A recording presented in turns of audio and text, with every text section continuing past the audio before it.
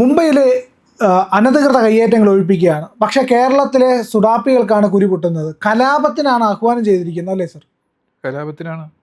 പിന്നെ സഹാഗത്ത് എന്നാണ് അതിന് പറയുന്നത്. ഷഹാദത്ത് എന്ന് പറഞ്ഞാൽ കലാപത്തിന് ഇറങ്ങുന്നതാണ്.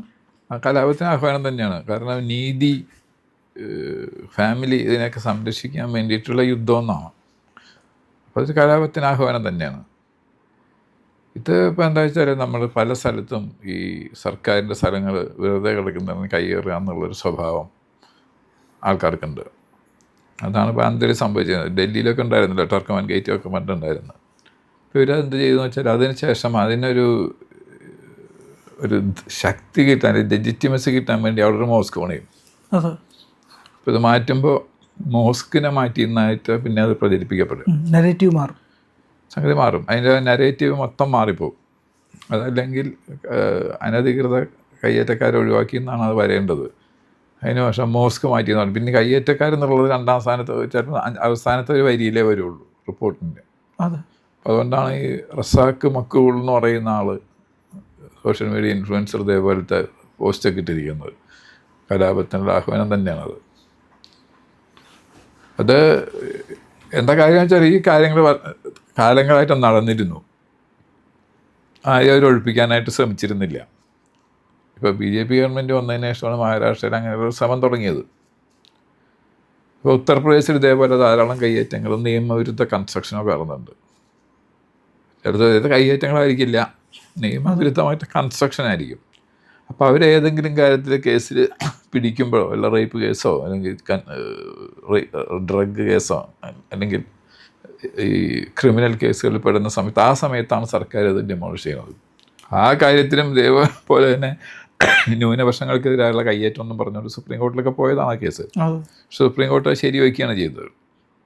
ഇപ്പോൾ UP നടത്തിയ അതേ ഡിമോളിഷൻ ാണ് മഹാരാഷ്ട്രയിൽ അവർ ചെയ്യുന്നത്.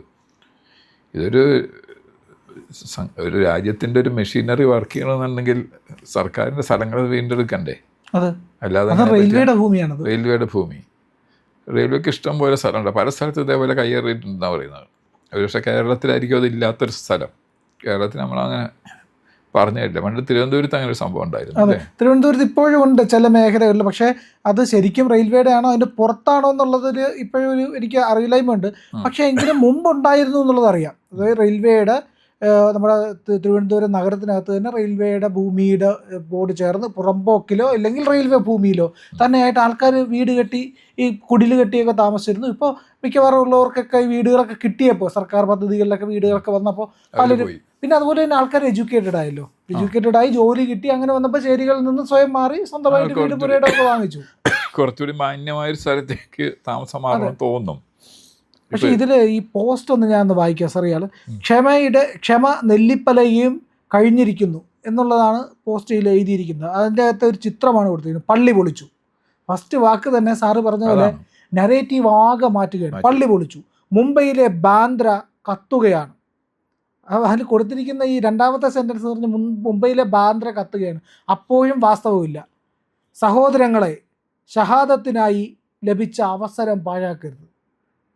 കൂടെയുള്ളവരെ വിളിക്കുന്നു, അവിടെ പള്ളി പൊളിച്ചിരിക്കുന്നു, ബാന്ദ്ര കത്തുന്നു. അത് കത്തുന്നു എന്ന് പറഞ്ഞു കഴിഞ്ഞാൽ അവിടെ പള്ളി പൊളിച്ചു, പോലീസ് അടിയും കൊടുത്ത് ബഹളം ഉണ്ടാക്കുന്നവരെ ഓടിച്ചു എന്നല്ല പറയുന്നത്. അവിടെ കത്തുകയാണ് എന്ന് പറഞ്ഞു കഴിഞ്ഞാൽ നമുക്കും കൂടെ ചെന്ന് കത്തിക്കാം. അതെ. അപ്പോൾ അതിനു വേണ്ടി സഹോദരങ്ങളെ വിളിക്കുകയാണ്. സഹോദരങ്ങളെ, ഷഹാദത്തിനായി ലഭിച്ച അവസരം പാഴാക്കരുത്. കലാപം ഉണ്ടാക്കാൻ നിങ്ങൾക്കിത് അവസരം ലഭിച്ചിരിക്കുന്നു.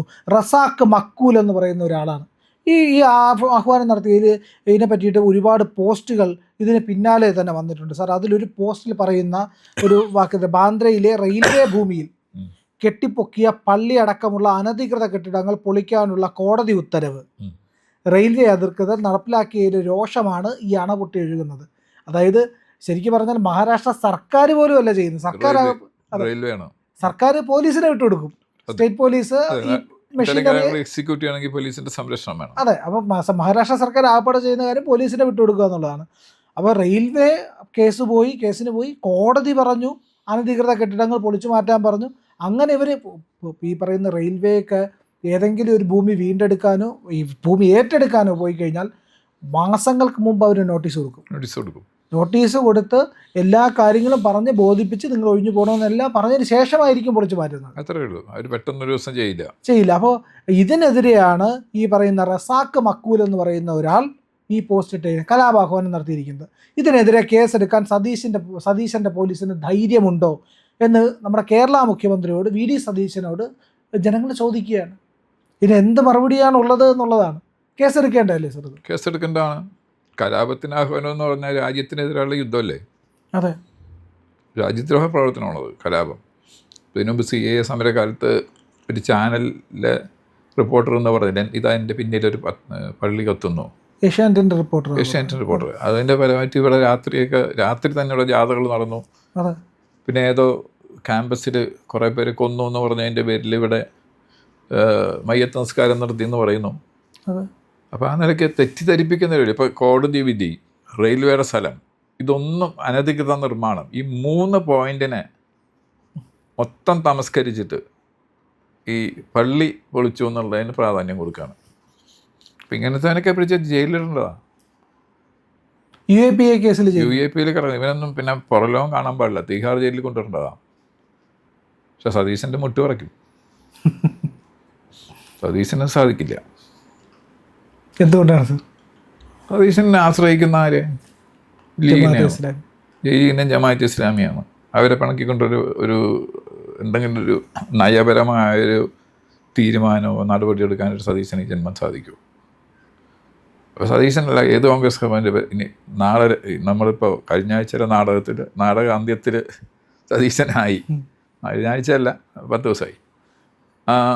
ഇനി ഈ നാടകത്തിൽ ജയിച്ച ആൾ KC വേണുഗോപാലോ രമേശ് ചെന്നിത്തലായിരുന്നെങ്കിൽ ഇത് തന്നെയല്ലേ ഉണ്ടാവുള്ളൂ. ഒരു വ്യത്യാസം ഉണ്ടാവില്ല.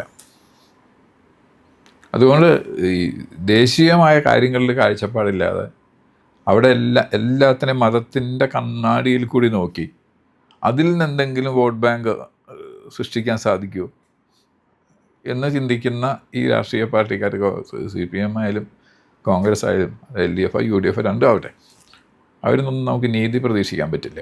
എനിക്കിത് സതീശന് അയാൾ ന്യായത്തിൻ്റെ ഭാഗത്ത് നിൽക്കുന്ന ആളാണെന്ന് തെളിയിക്കാനുള്ള നല്ലൊരവസരം അത്. ഈ റസാക്ക് മക്കൂൽ എന്ന് പറയുന്ന ആൾക്കാരെ കേസെടുക്കുക എന്നുള്ളത് പിന്നെ സോഷ്യൽ മീഡിയയിലായിട്ടിരിക്കുന്നത്. അത് അയാൾ രഹസ്യമായിട്ടൊരു ഫ്രണ്ടിന് അയച്ച മെസ്സേജ് അല്ല അത്. പക്ഷെ അത് നമുക്ക് പ്രതീക്ഷിക്കാൻ വയ്യ. ഇവരൊക്കെ പ്രീണന രാഷ്ട്രീയത്തിൻ്റെ എന്താ പറയുക, അതിൻ്റെ ബെനിഫിഷ്യറീസാണ് അവർ. വക്താക്കൾ മാത്രമല്ല, ബെനിഫിഷ്യറീസും കൂടിയാണ്. അതുകൊണ്ട് അവരിൽ നമുക്കൊന്നും പ്രതീക്ഷിക്കാനായിട്ടൊരു സ്കോപ്പില്ല. പക്ഷെ വലിയ രാജ്യവിരുദ്ധ പ്രവർത്തനം ഈ സംസ്ഥാനത്ത് നടക്കുന്നു. അത് നടക്കാൻ നിർബാധം തുടരാനായിട്ട് സർക്കാരിൻ്റെ മൗനാനുവാദവും കൂടെ ഉണ്ട് എന്നുള്ളതല്ലേ അത് തന്നെ തെളിയുന്നത്. അതിപ്പോൾ ഇതിനു മുമ്പുള്ള UDF ഗവൺമെൻറ്റും ഈ കഴിഞ്ഞ 10 വർഷമുള്ള LDF ഗവൺമെൻറ് കാലത്തൊക്കെ സംഭവിച്ചിരുന്നത് അത് തന്നെയല്ലേ. ഇവിടെ സിമി ക്യാമ്പ് നടക്കുന്നു, എല്ലാം നടക്കുന്നു, വാഗമണ്ണിൽ ക്യാമ്പ് നടക്കുന്നു, നമ്മളിവിടെ വരാപ്പുഴയ്ക്ക് അപ്പുറത്തുള്ള സ്ഥലത്ത് നടത്തുന്നു.